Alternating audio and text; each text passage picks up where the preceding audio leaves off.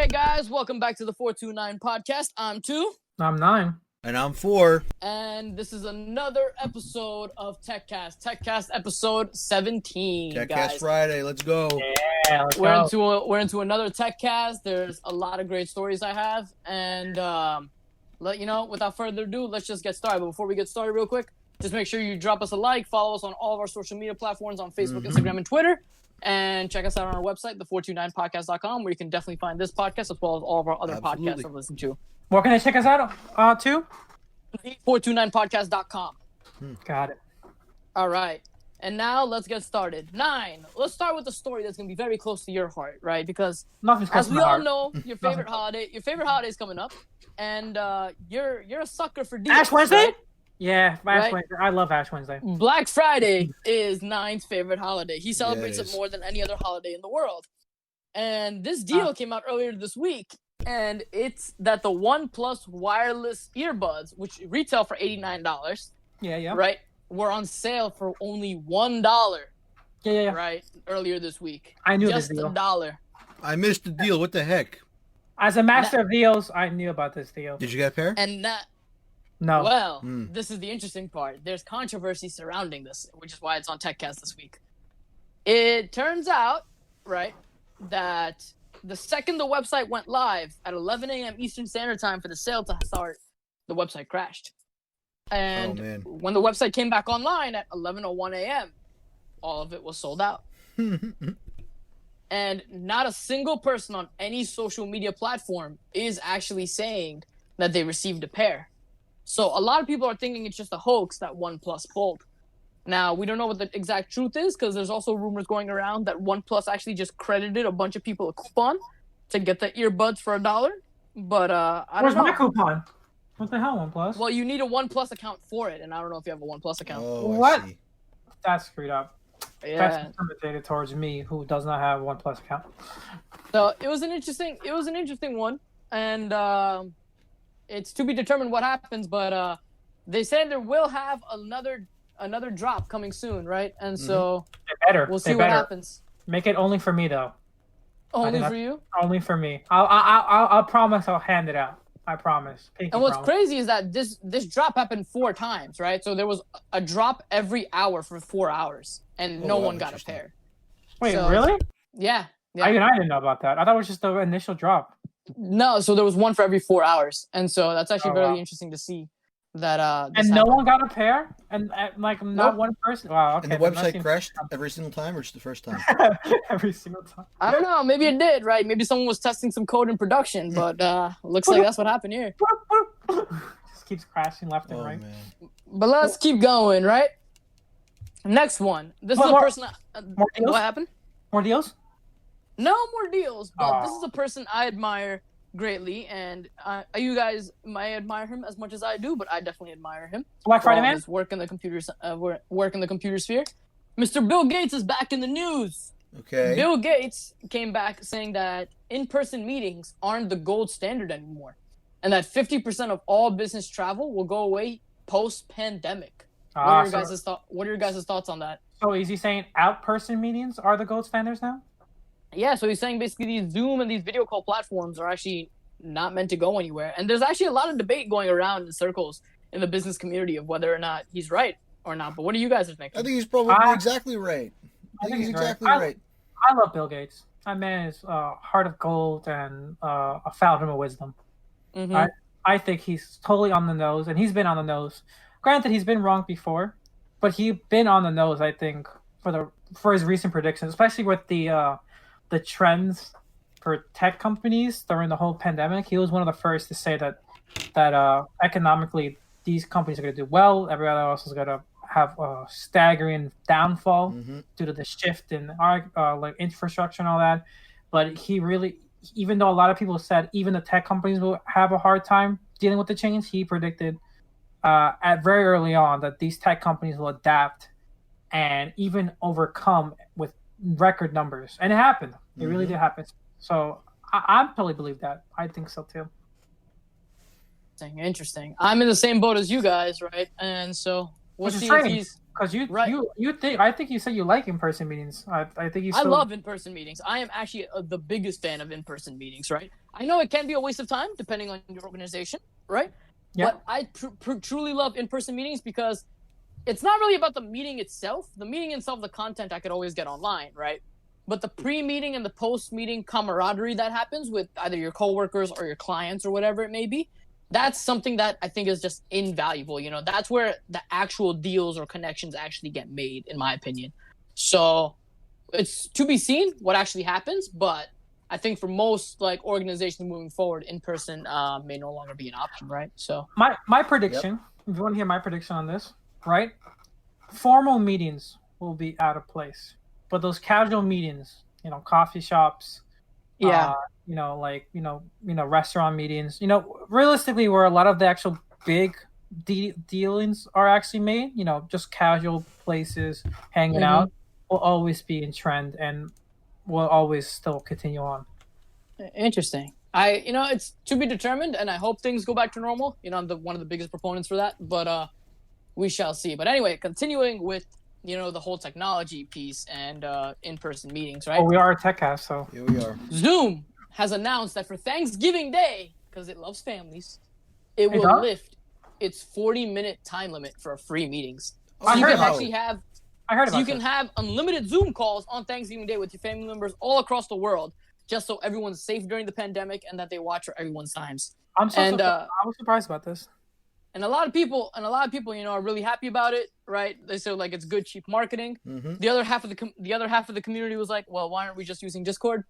But I mean, they're not wrong. Are they wrong? No, they're not. They're wrong. Yeah. But you know, it's interesting to see, and I'm very happy Zoom is doing this. So it's a great marketing approach, a great approach here. Fun fact, for those of you who don't know, if you do go over your 40-minute limit on Zoom calls, they kind of just let it go. They don't really enforce it 90% of the time. That's why I was so confused. I didn't know there was a limit, to be honest with you. I never thought there was a limit. No, they alert you. So they alert you if you go over 40 minutes on a personal account. But that's all it really is. It's just in a pop-up that happens, and you hit dismiss, and you're kind of good to go. I don't think I ever had over a 40-minute Zoom meeting, to be fair, now that I think about it. I think most of my meetings any longer meetings have been other platforms or Discord, so. That's true, yeah. But keeping it up, now transitioning over to electric vehicles, which is another interesting topic, right? Okay. DHL, one of the largest transportation companies in the world for international and national shipping within the United States, is now deploying 8 electric class trucks in Los Angeles for a test run. Ooh, boom. Interesting. And so what they're saying with just these 8 trucks, it's going to prevent more than 300 metric tons of greenhouse gas emissions from entering the atmosphere. Oh, wow. Right? Not surprised. Those are big trucks. That's insane, first of all, that just 8 trucks can do that. But another interesting statistic for this is just that, you know, this is really the way moving forward, especially in Los Angeles with other, you know, topics we discussed. You know, we already talked about electric vehicles being like the main proponent for California by 2030. Yeah. And so it looks like companies have taken notice. You know, DHL is deploying this. I know UPS has already had deals in place with Tesla, as well as FedEx has deals in place with Tesla for the truck models that come out in a couple of years. So let's see what happens here. But this is a very interesting step in the right direction. So, and just a heads up, before we even get in deeper in this, you know, typically we talk about like just the regular trucks that are doing this. This isn't your regular truck. This is actually the heaviest truck. It's called a Class 8 truck, right? Mm-hmm. And so what Class 8 trucks are loads that are greater than 33,000 pounds. Oh, man. Right? So you're talking about your big loads, you know, that are going all the way across the United States with these trucks. So what are your guys' thoughts on this? I think it's cool. Yeah, I'm all for the new technology, man. Like, I'm perfectly okay with it all. I always think it's that a brand new industry with new stuff, and whereas, you know, I do have concerns about people losing their employment, and I think that those are serious concerns that everyone should kind of take into account. So long as we can, you know, move forward and make things better and improve in a safe way, I'm all for it. I always think that if there needs to be a change to the electric market, it should be these, these Fragor trucks and stuff like that, because I still think commercially wise, consumer wise, we're still a while away from everyone adopting the whole electric car thing. Mm-hmm. You know, there's just too many people who love, strong muscle cars, gasoline cars. I'm one of them. Same.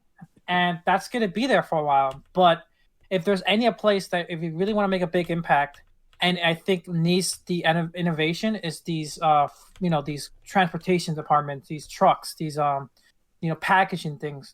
They drive anywhere. They drive all the time. So it just makes sense from a performance to distance use to make these electric. Like it's a small thing. Sure, it's a heavy upfront cost, but the companies themselves are even saving money over time. So it's incentively wise, it makes sense for them. And it just makes sense economically too. You do got to keep in mind though, right? It's like I think the biggest holdback with the electric car market right now, especially when you're talking about like shipping trucks like this, is the fact that a lot of the time you can't make it cross country in one of them. Like I want to say that there's certain trips in the country you cannot make in a Tesla right now because there are no charging stations. That is true. I assume these cars are specifically designed for that goal in mind. Like these, I want to assume are your normal, just run-of-the-mill electric, just updated with electric motors. I assume these things are, these things are already heavy. These things are a heavy-duty truck. So throwing in large amounts of batteries for a large, a large ride like that, I think is already going to be considered. And I'm sure they have, these guys already have factories all over across the country. So I'm sure these guys have also their own charging stations, and they probably just switch between trucks too. Probably going to be targeted loads. So it's probably going to be targeting those trucks to go in certain directions where, that won't be a concern, right? Because DHL is not getting rid of all their trucks, right? So the Class 7 trucks will still be going to those oil-based, like, hard-to-reach areas. But their Class 8 trucks, since you're already restricted on, where you can drive a Class 8 truck, they probably already have routes planned, and I think they realize for most of their routes, they should be okay with it. Mm-hmm. Yeah, it makes sense. It's going to be a while. Like I said... But yeah, it's definitely going to be a while. It's gonna take a while for the industry to catch up to that. But I think it's a good idea, and we'll see how it goes moving forward. But we have a lot more stories to get through, right? And so I'm counting just off the top of my head. I see here 4, 8, 9, 10. We have another 11 stories to get through. 2 of them actually big ones. Yeah, so we have a lot to get through. So we'll just keep going through them, right? A lot of stuff happened this week, right? Really? I got a really good week. I'm really happy. I was too busy looking at deals. Yeah. Now it's time to. It wouldn't be TechCast if we didn't talk about the big 4, right? So let's start. I thought you meant Herman Miller for a second. Dang it, Argo. Me too. I was like Herman Miller. Like we're ready? Wow. Let's talk about the big 4, right? We Herman Miller. Yep. Facebook. Oh, that's the not Solomon Islands are preparing to ban Facebook from the country. I think it's Solomon Islands is the country, right? Something like that. That's and cool. So, people's move. Everyone's kind of like, all right, cool. No one really cares. Yeah. That's kind of what's going on, just like Nine's reaction. But, reading deeper into the article, it's kind of a own government self-interest type of move because, we all talked about we all know about the fake news scandals and everything that goes on Facebook, right? No one's blind to that, right? Mm-hmm. It was even pointed out in the new Borat movie. But like, it's really all about, these politicians going like, hey, no, Facebook is like bad-mouthing us. Let's just ban the platform, right? So it's a slippery slope what the government's trying to do with this situation here. But it's going to be interesting to see Facebook reaction. Now, I don't know how many, users are on Facebook from the Solomon Islands. I assume it's not that many. But, it's still an interesting case to be made here, right? Can anybody say VPN? Yeah, so that's exactly what the comments were also like, so how serious are they? Can't they just use a VPN and go through this? And a lot of people were like, we'll see.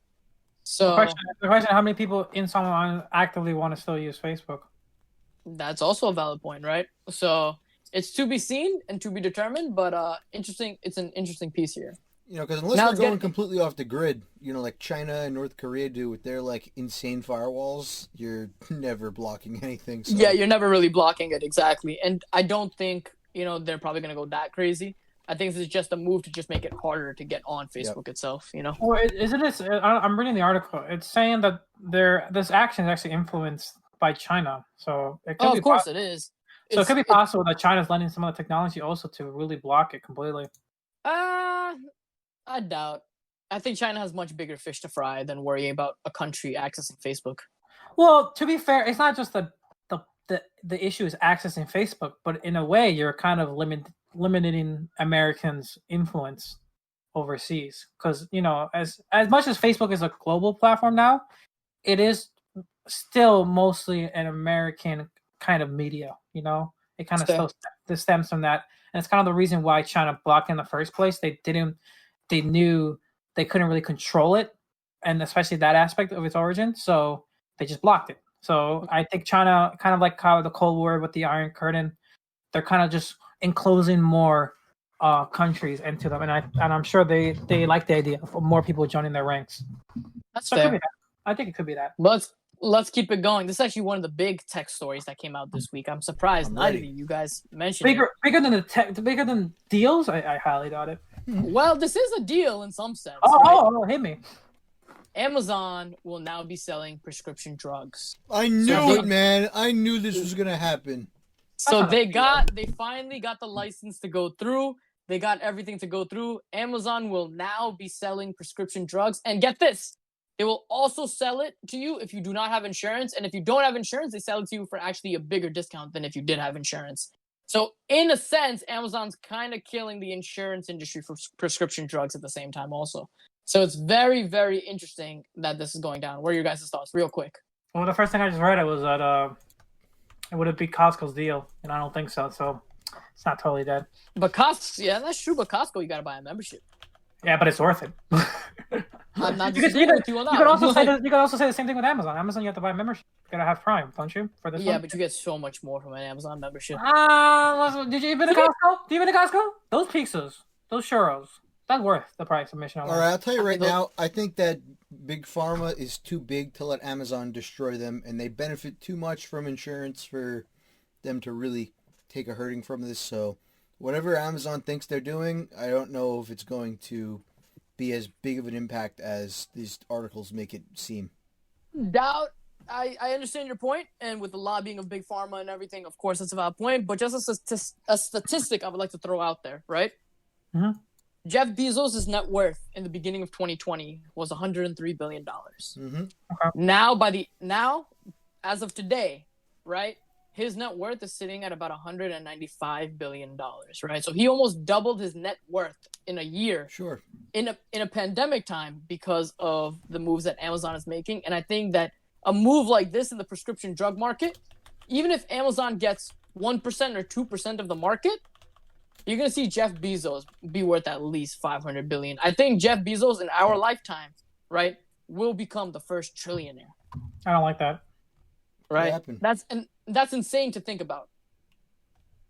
It's hard to say. I agree with 4 in this case. I think it could make a dent, but it really does come down to how popular it is. You gotta think about it, like Amazon is not afraid to reach into new markets, but doesn't mean they're successful. I mean, like, look at their music division. I mean, like, they make strides into breaking into Spotify and like titles like Stronghold, but like, and now Apple Music. But like, if I told people like to name the top 3 music streaming, I bet you Amazon Music is not a top 3 in any one. That's true, but Amazon is now, because they're doing this, Amazon is kind of now the biggest marijuana dealer in the world, right? So like, to lock them up, you can't do it. It's an interesting one, right? They're gonna have to follow a lot of regulations here, but a lot of people are all pointing out that you have the biggest drug delivery I guess they're not making drugs, but I guess the drug delivery in the world is going to be Amazon now, right? Yep. Which is pretty wild. So it should be interesting to see. I think Jeff is going to take the drug dealer approach. First one on the house, and then that's what he does. That's what you see with the free trial. That's the free trial. You got like that 30-day free trial of oxycodone coming right to your door. Oh my god! I was just thinking straight up weed. A lot of people are actually referring to this Amazon thing. That's an interesting one, right? As Silk Road 2.0, but just a legal version. Oh god, that's the comparison you want, especially when you're trying to not compare yourself to that weed dealer. I told you. Jeff Bezos is the type of person that he could literally kill me and then ship me in a coffin to my family in less than a day, right? Like, and make a profit out of it. Exactly. Like, and your family still has Amazon Prime. He's that good, and I'm telling you, like, I'm not judging that there's a potential for success here. There definitely is, but what I'm saying is that, like I think Forrest said, just because they're going into the market, it doesn't mean they instantly won. You know, we've seen before, just pouring money into something doesn't necessarily equal to guaranteed success. You know, so we'll see. We'll see. It's very interesting though. If they beat Costco deals, then they're game, but we'll see. Another lawsuit is in the works for another tech company. Google is under another lawsuit. This new lawsuit is Android phones are actually mysteriously exchanging 260 megabytes of data a month to Google via cellular data, even when they're not in use. Right? Now, off the top of your head, right, and I know where Forrest's mind's going with this from a security perspective. He goes, bro, they're tracking me. They're doing something. This is wild, right? So we don't know what that data is specifically, but it is pissing a lot of people off because when you have Android phones sending this data, right, in the United States, it's not that big of a deal because most people are on higher-end data plans, right? Yeah. But in countries such as India and China and Africa, right? Well, not Africa's a continent, but not a continent. But, right? And Africa, the whole continent of Africa, right? You have phones and people who have plans with not that much data on it, right? So 260 megabytes of data could possibly be their data usage for a whole month, right? So it's interesting to see what's going on here. So there's a lot of lawsuit going around about what this data is, how it's being sent, what's actually going on with it. And so it's to be determined what comes out of it, but it's an interesting one that comes out. Until recently, I had 2 gigs of data every month on my family plan. We had 10 gigs or something that we split, and that was it. I had 2 gigs for myself. Otherwise, I got throttled. That's it. That's like an eighth of my data for the month used for what? For nothing. That's 15%. No, thank you. It's not for nothing. It's to collect your data. God. Yeah, bro. Data mining is a new trend now. You don't know? But let's keep it going. Sticking with Google, right? This is a big story. Very big story for Google. Google has just announced that they are releasing a new relaunch of Google Pay, right? Oh, I saw this. And get this, with Google Pay, not only is it doing, the standard regular taking payments like they do with Venmo and sending payments, right? Or contactless like they do with Apple Pay. Google Pay is also allowing you to open bank accounts through Google with affiliated banks such as Citibank, BBVA, as well as other banks on their platform, and set up your own checking and debit accounts and run everything through this one Google Pay app. And they even manage your transactions for you to give you up-to-date information on where your money's going, how it's being used, and how you can cut expenses and stuff like that. That's interesting, man. Wow. This is and it's all in one app, right? And so it's still a work in progress, and 2021 is actually when the bank account part will take place. But what are your guys' thoughts on this? It's pretty insane from a finance and tech company perspective. Is it It's nutty. It's nutty. It's rare to find, I guess, big tech have integrations like that with tech companies like Google. And get this. And Nine's gonna like this one. They have a rewards program. And so they have cashback deals with partners including Gap, Levi's, Adidas, and Crocs. Adidas? Yes. So it's going to be interesting to see what really comes out of this, because this is another one of those major collaborations between tech and finance, right? You had Apple Card, I think last year or earlier this year, right, with Apple and Goldman Sachs. You have this Google Pay system now set up with Google working with Citi as well as other partners. Amazon, I think, recently did a partnership with JP Morgan on another finance platform, as well as they already have a finance cooperation with their Amazon credit cards that are powered by JP Morgan. So it's interesting to see, how this whole world of tech and finance is collaborating. But it's pretty wild. These big tech companies are really moving beyond the scope of their traditional technologies and really going into all these different, areas such as finance, healthcare. We saw with prescription drugs, pharmacy. So I think it makes sense. I mean, I would say one industry that really needs the tech edge, it would be banks and financial stuff. I think for a while they kind of been, I wouldn't say behind in the tech sphere, but never up to par with I think what people expected. Only recently, I think they have kind of like upscaled, and it makes even more sense that these tech companies want to take it up even to the next level.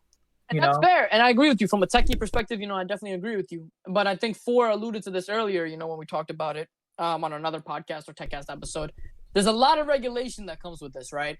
So they just need to be careful with how that all plays out. Well, I think that's why the partnership is the model here. I mean, Google knows that they don't have the experience of these banks and the way to traverse through these regulations carefully.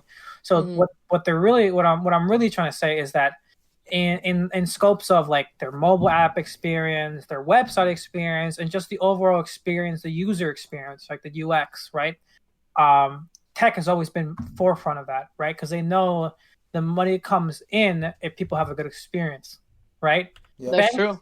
Banks has always been more about getting the results, not exactly the journey to those results, right? So the journey can be kind of muddy, it can be kind of confusing, but it's handled by people who know how it works, so it's not a problem. But then when you have that same kind of framework and you're giving it to consumers, it's a bad experience. So I think this is where tech companies really can shine. I mean, it even says that Google's bringing their UX, their tech expertise.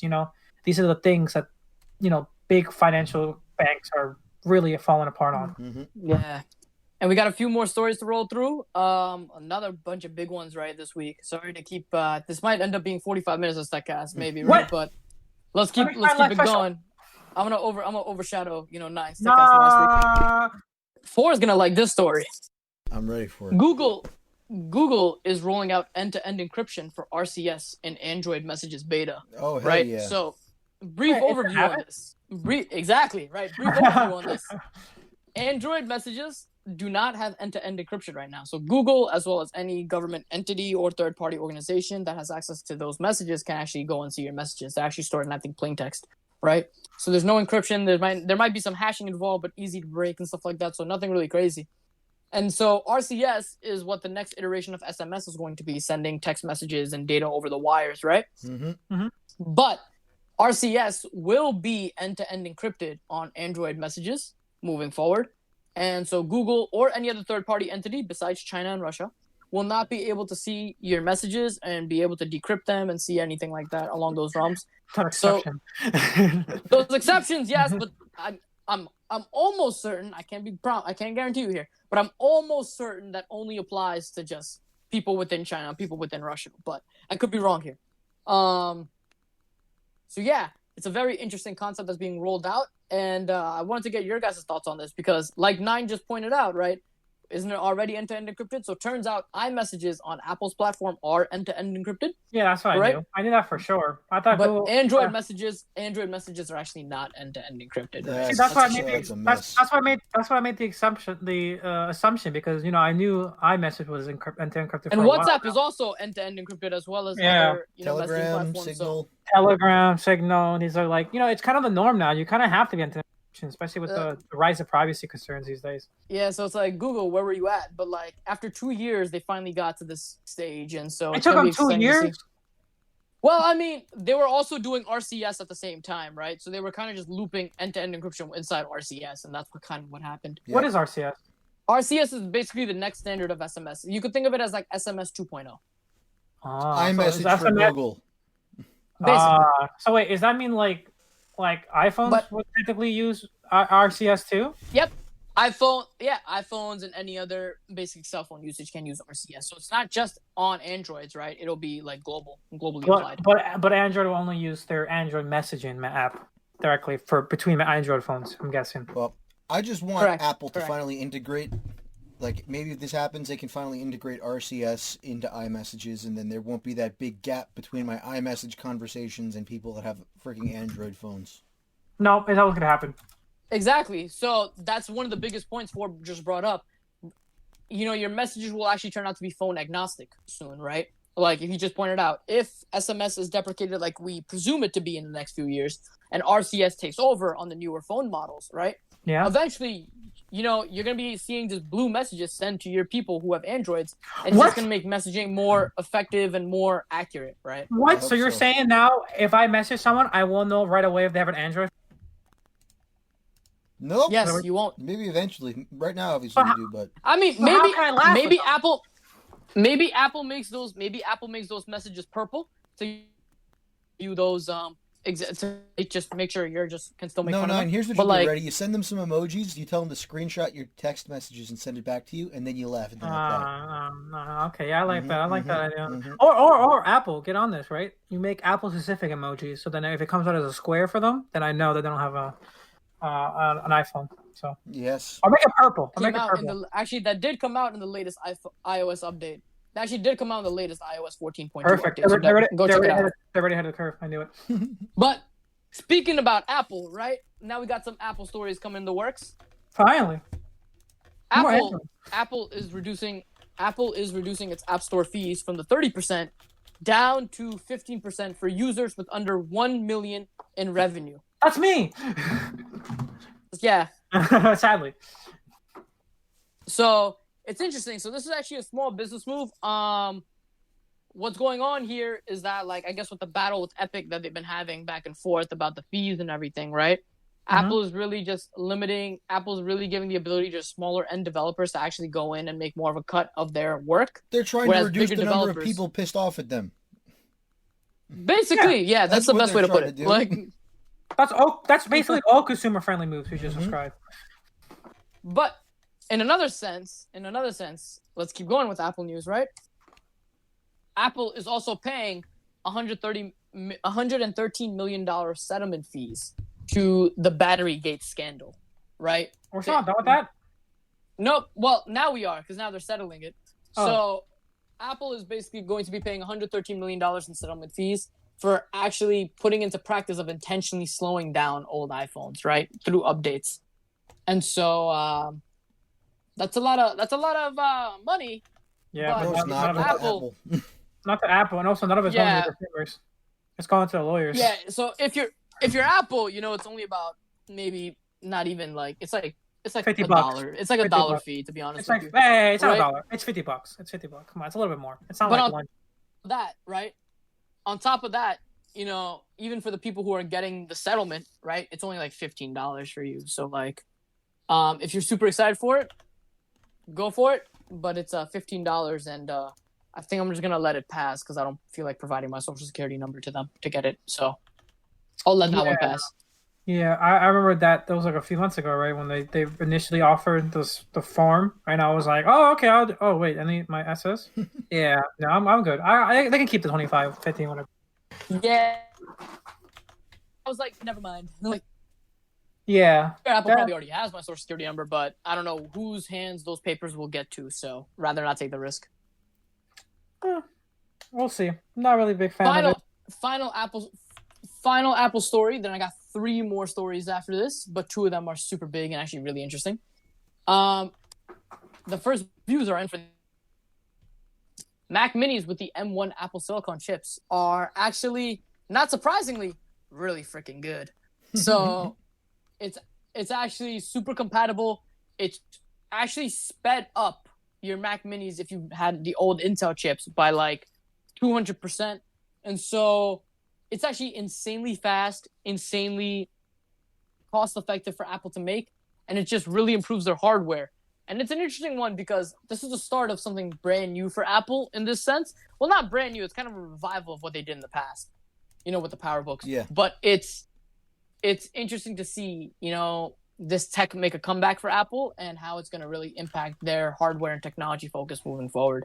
Yeah. It's really exciting. I've seen some of the benchmarks, and it's pretty amazing. It got me to recommend already 2 people to the MacBook Air, and I have never done that before. Recommend the MacBook Air, but performance-wise, it's kind of worth it, buck to buck. It just makes sense. Yeah, it really is. Yeah, no, definitely. I see what you mean. I, for one, can't wait for these puppies to go refurbish. I can pick up a copy. I am with you on that one. Actually, if I could get it for about $100, I'm down. It won't be $100. Yeah, I don't know where you're shopping. I got a guy. It's not gonna. With the dumpster. The dumpster. I got a guy. He's talking to the dumpster guy again. We told him stop talking to him. He won't stop talking to him. He won't give you a MacBook Pro for $20. You gotta go to a guy I go to. Where's that from? There's some stand-up comedian I've seen. What was his name? I can't remember. Was he drunk? He sounded drunk. No, he was just super Italian, if I remember. Oh, so he was drunk, basically. Yeah, probably, yeah. All right, let's keep it going, right? To answer your question about some, spectrum changes that are going on with the FCC, right? Mm-hmm. Yeah. The FCC is now opening up more Wi-Fi spectrums to actually be used. So these Wi-Fi spectrums are actually owned by car companies for car transfer, like car licensing and car listening. And it's actually just opened up to people all around. So you can actually go in. There's broader Wi-Fi signals coming in now. Yeah. So pretty soon we're going to have stronger Wi-Fi bands and stronger frequencies. That's actually pretty dope. speculating on the spectrum. How does this affect cars? So cars will probably have to get on another sound wave. So because since they were just so slow in developing it, besides Tesla, they're probably going to have to get on another sound wave to actually communicate with each other. So should have been faster. But they are provisioning a new 6 gigahertz band. So most likely cars will probably get on that 6 gigahertz band, 6G, and figuring out how to actually make a whole compromise there. I thought the 6G was for was the new band they're freeing up for us. Well, I guess they're opening another one. I guess 8. Maybe. Oh, 2 more. All right, the 2 big stories that are coming up to play, right? Mm-hmm. Mm-hmm. This is one of the big ones. Human aging process has biologically been reversed for the first time in the world. Eh? Yes. What? You can now actually get younger. What do you mean? Literally. What do you mean? Like if I fly from Miami to New York, like time goes backwards? Let's say for example you're 50 years old, you can actually age yourself back probably 25 years and become 25 again, right? So That seems like a big promise. It is a big promise, right? But scientists in Israel actually found that they could turn back the clock in two key areas of the body that has known to be responsible for the frailty and ill health that comes with growing older. So on your chromosome, you have the ends that are called telomeres, right? Yeah. And as you grow older, they grow shorter. And that's actually basically the main cause of you dying, right? Okay. That's literally the cause of you Me dying. getting shorter. I knew it. Right?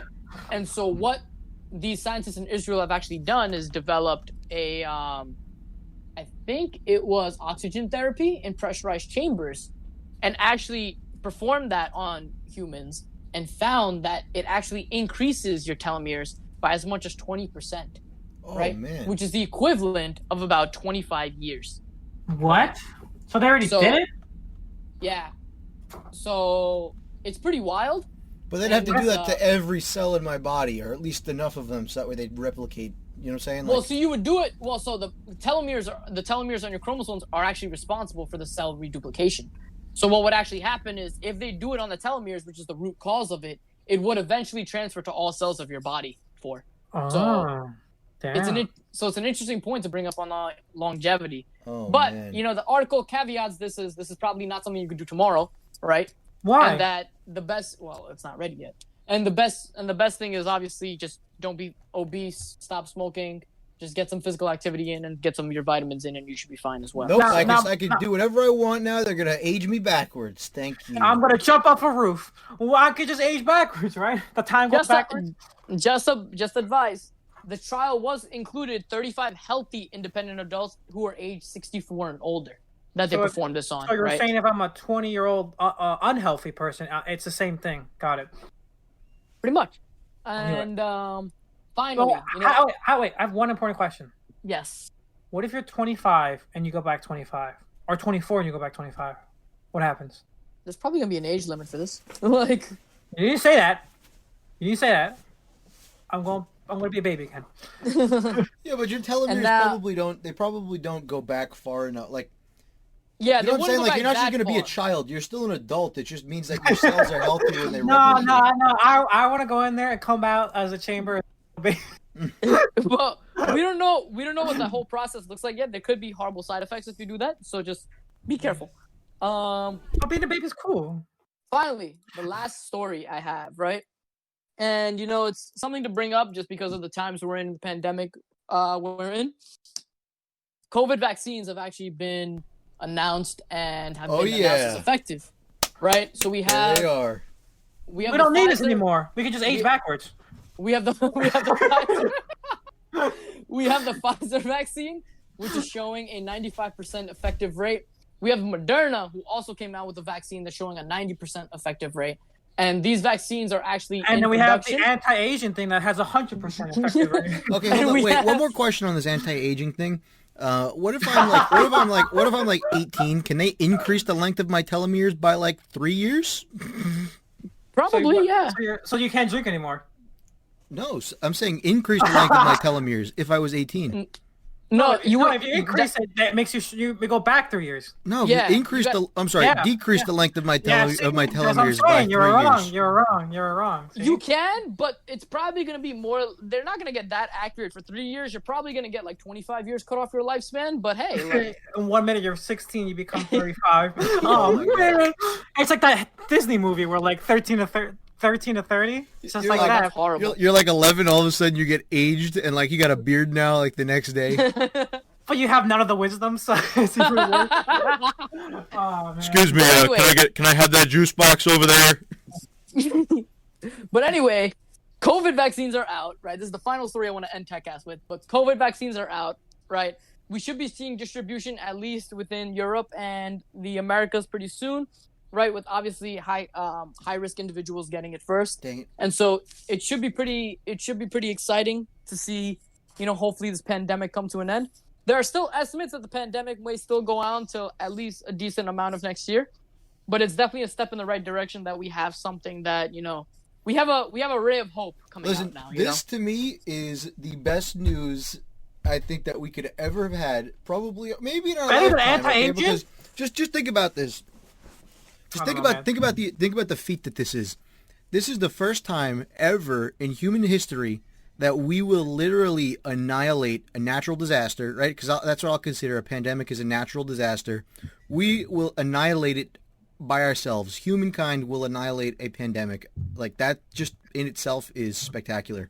It's the first time humans have ever done something like this. So let's be real. Humankind was probably the one that created this pandemic too. Probably it was the one that created it. We created it. And I will say I know a lot of people are like, oh well, what about like polio and blah blah blah blah blah. But like this is just on a completely different scale. You're talking about literally in the middle of a pandemic. We're going to end it. Polio is a level 2 disaster. With technology, so that's spectacular. It's a DEFCON 5, right? Also, but anyway, guys. Also, you gotta remember, right? You forgot about mankind's biggest enemy, time. Yep. Aging. And we already just beat that, so I don't know what you're talking about. That's the biggest. All right, anyway, guys, this has been TechCast. Hope you enjoyed, and we will see you next week. See you later, guys. Bye.